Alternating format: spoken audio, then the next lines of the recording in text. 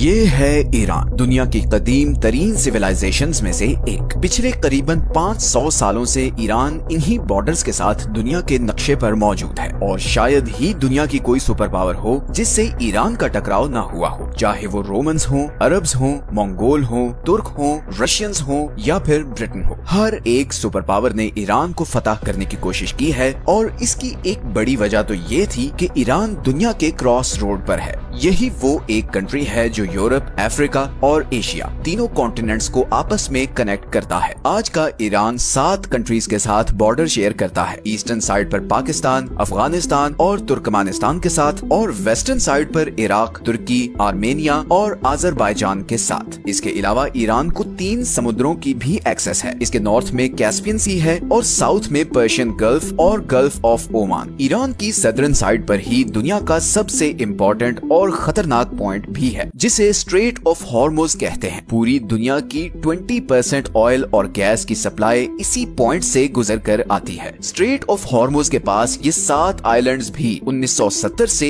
Iran के control में है। हालांकि इससे पहले इन पर यूएई का कंट्रोल था। इसी तरह इधर कैस्पियन सी में भी ये आशूरा डे आइलैंड ईरान के कंट्रोल में है। पिछले 40 सालों से ईरान वेस्टर्न वर्ल्ड के लिए एक सरदर्द बना हुआ है। लेकिन आखिर ऐसी क्या वजह है कि इतनी पावरफुल आर्मीज और इकोनॉमीज होने के बावजूद अभी तक कोई भी वेस्टर्न कंट्री ईरान पर अटैक करके उस पर कब्जा नहीं कर सकी। सब कंट्रीज जानते हैं कि ईरान पर डायरेक्ट अटैक करना बहुत ज्यादा बैकफायर कर सकता है। ईरान को अनकॉन्करेबल बनाने में बहुत सी और रीजंस के साथ साथ उसकी ज्योग्राफी का भी बहुत बड़ा रोल है। सच ये है कि आज की वीडियो में हम देखेंगे कि ईरान की हिस्ट्री, उसकी ज्योग्राफी और उसकी प्रॉक्सी वॉर्स ने उसे इतना पावरफुल कैसे बना दिया है।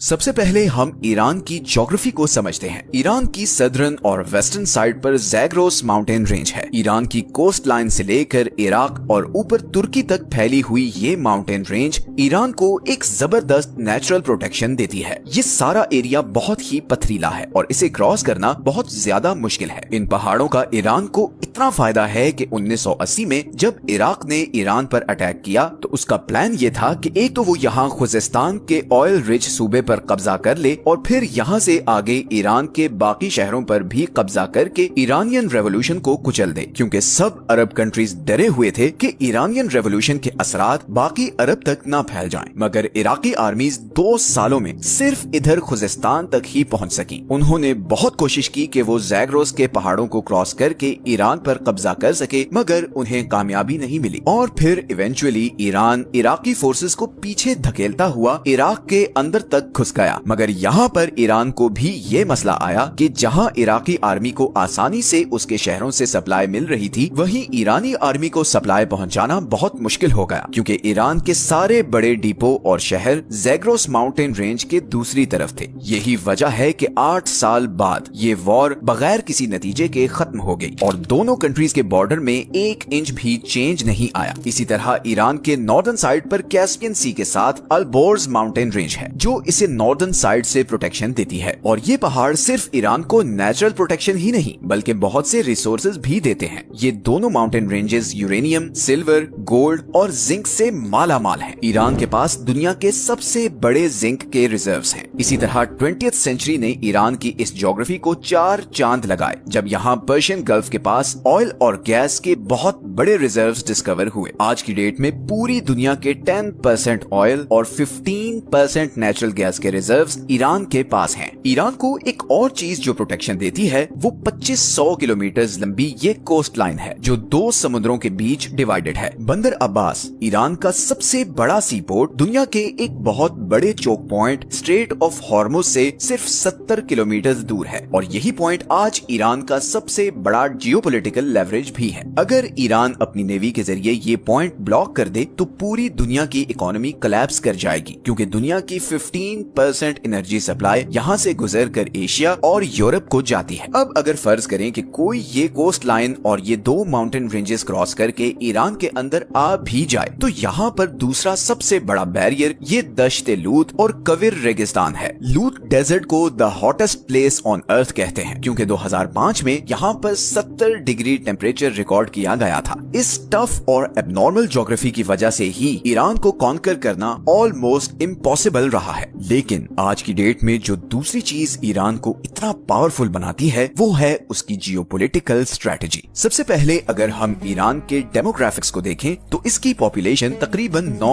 करोड़ है, जिसमें 95% शिया मुस्लिम है। ईरान में 62% लोग पर्शियन है, 16% आज़ेरी, 10% कुर्द और बाकी 12% बलोच, लूर, अरब और तुर्किक हैं। अब 1979 की शिया रेवोल्यूशन से पहले ईरान एक लिबरल कंट्री था और इस खित्ते में अमेरिका का एक बहुत स्ट्रॉन्ग एलाय भी था। इवन उस जमाने में अमेरिका ईरान को मिलिट्री जेट्स तक सप्लाई किया करता था। लेकिन फिर इमाम खोमेनी के आने के बाद यहाँ के सारे डायनामिक्स चेंज हो गए। आपको ये जानकर हैरत होगी कि 1979 से पहले ईरान और इसराइल के आपस में बहुत अच्छे रिलेशंस थे। इनफैक्ट ईरान 1948 में इसराइल को एक्सेप्ट करने वाला दूसरा सबसे बड़ा मुस्लिम मेजॉरिटी कंट्री था। लेकिन इमाम खोमेनी ने आते ही पैलेस्टीनियंस की सपोर्ट में आवाज उठाई और ऐलान किया कि अब से इसराइल ईरान का नंबर 1 एनिमी है। तेहरान ने इसराइल के साथ सारे डिप्लोमेटिक टाइज खत्म कर दिए। इसराइल जाने वाली सारी फ्लाइट्स कैंसिल कर दी गयी और तेहरान में मौजूद इसराइली एम्बेसी को पैलेस्टीनियन एम्बेसी में कन्वर्ट कर दिया गया। इसका सबसे पहला नतीजा तो ये हुआ कि इसराइल के साथ साथ ईरान के अमेरिका के साथ भी ताल्लुकात खराब होना शुरू हो गए। लेकिन ताल्लुकात की ये खराबी सिर्फ इसराइल और अमेरिका तक ही नहीं रही, बल्कि ईरान के गिर्द मौजूद सारी अरब स्टेट्स भी शिया रेवोल्यूशन के बाद अलर्ट हो चुकी थी। वो सब इस बात से खौफजदा थे कि कहीं ईरान की आइडियोलॉजी इधर अरब स्टेट्स तक ना पहुंच जाए और इसके नतीजे में उनकी किंगडम्स को अच्छा खासा नुकसान पहुंच सकता है। बिकॉज इन सब अरब स्टेट्स में बादशाहत थी। 1980 में इन्हीं सब अरब स्टेट्स ने मिलकर सद्दाम हुसैन को ईरान पर अटैक करने के लिए बैक किया था। यहीं पर ईरान को भी समझ आ गई कि अगर उसने सरवाइव करना है तो उसे अपनी आइडियोलॉजी को बाहर दूसरे कंट्रीज तक पहुंचाना होगा, क्योंकि उसके और उसके सबसे बड़े दुश्मन इसराइल के बीच ये सारे अरब कंट्रीज हैं जो उसके सख्त खिलाफ हैं। इसीलिए उसे कुछ ऐसा करना होगा कि इसराइल से दूर होने के बावजूद वो उसको थ्रेट कर सके। और यहीं पर ईरान ने ऐसे सारे ग्रुप्स को सपोर्ट करना शुरू किया जो एंटी इसराइल या एंटी ज़ायनिस्ट्स थे, जैसे कि पैलेस्टाइन में हमास, लेबनान में हिजबुल्लाह, सीरिया में फातिमियून ब्रिगेड, इराक में अल बदर और यमन में हौसी। इस सारे नेटवर्क को द एक्सिस ऑफ रेजिस्टेंस कहा जाता है और इसी नेटवर्क के जरिए ईरान इसराइल और इवन अरब कंट्रीज पर भी प्रेशर रखता है कि वो ईरान के खिलाफ कोई भी कदम उठाने से पहले 1000 बार सोचें। इसीलिए जब इसराइल ने गजा पर बम्बार्डमेंट शुरू की तो इधर लेबनान से हिजबुल्लाह ने इसराइल पर मिसाइल फायर किए और यहाँ यमनी हौसियों ने रेड सी से गुजरने वाले इसराइली और अमेरिकन शिप्स को ड्रोन से टारगेट करना शुरू कर दिया। ईरान की इसी प्रॉक्सी वॉरफेयर स्ट्रेटजी ने उसे काफी डेंजरस बना दिया है। अब वॉरफेयर स्ट्रेटजी की बात हो ही रही है तो ईरान की ड्रोन टेक्नोलॉजी का जिक्र करना बहुत जरूरी है। जनवरी 2024 में जब हौसियों की तरफ से यहाँ से गुजरने वाले कंटेनर्स पर लगातार ड्रोन अटैक्स किए जा रहे थे, तब फ्रांस ने यमन के शाहिद ड्रोन को गिराने के लिए $1 मिलियन वाला Aster 15 surface to air missile use किया, जबकि यमनी ड्रोन की कॉस्ट सिर्फ $20,000 थी। यमनी हौसियों को ये सारे ड्रोन्स ईरान सप्लाई कर रहा है और इन ड्रोन्स की इतनी धूम मची है कि रशिया यूक्रेन के खिलाफ भी इन्हीं ईरानी ड्रोन्स को इस्तेमाल कर रहा है। अमेरिकन सेंट्रल कमांड की 2022 की रिपोर्ट के मुताबिक ईरान के पास पूरे मिडिल ईस्ट में सबसे ज्यादा और मॉडर्न बैलिस्टिक मिसाइल हैं। ईरान के सारे मिसाइल्स 2000 किलोमीटर तक अपने टारगेट को हिट कर सकते हैं। तो इन अ नटशेल अगर हम ईरान की ज्योग्राफी, उसकी प्रॉक्सी स्ट्रेटजी और ड्रोन टेक्नोलॉजी को देखें तो इसके बावजूद कि ईरान पर वेस्टर्न दुनिया की सैंक्शंस हैं और उसकी इकोनॉमी ऑफिशियल ग्राउंड्स पर बहुत छोटी है, ईरान एक ऐसे कंट्री के तौर पर सामने आता है जिसके पोटेंशियल के बारे में बहुत सी अनसर्टेनिटीज हैं, चाहे वो उसका न्यूक्लियर प्रोग्राम हो, प्रॉक्सी नेटवर्क्स की फंडिंग हो या मिसाइल टेक्नोलॉजी। ईरान के बारे में बहुत से ग्रे एरियाज हैं जिनकी वजह से वेस्टर्न कंट्रीज उस पर डायरेक्ट अटैक करने से कतराते हैं। अगर हम सिर्फ यही एक पॉइंट को देखें कि दुनिया के 2 choke points strait of Hormuz और बाब अल मंदेब ईरान की टारगेट रेंज में हैं, तो यही चीज उसे बहुत पावरफुल लेवरेज दे देती है। और अब तो रशिया और चाइना भी अनऑफिशियली ईरान को बैक कर रहे हैं। अभी हाल ही में जब हमास के लीडर इस्माइल हुनिये को ईरान में असैसिनेट किया गया तो बहुत सी ऐसी अनकन्फर्म रिपोर्ट्स भी सामने आई कि रशियन इंटेलिजेंस और मिलिट्री जनरल्स ईरानी ऑफिशियल से मिले हैं और उन्हें यकीन दिलाया है कि अगर वो इसराइल के खिलाफ रिटेलिएट करते हैं तो वो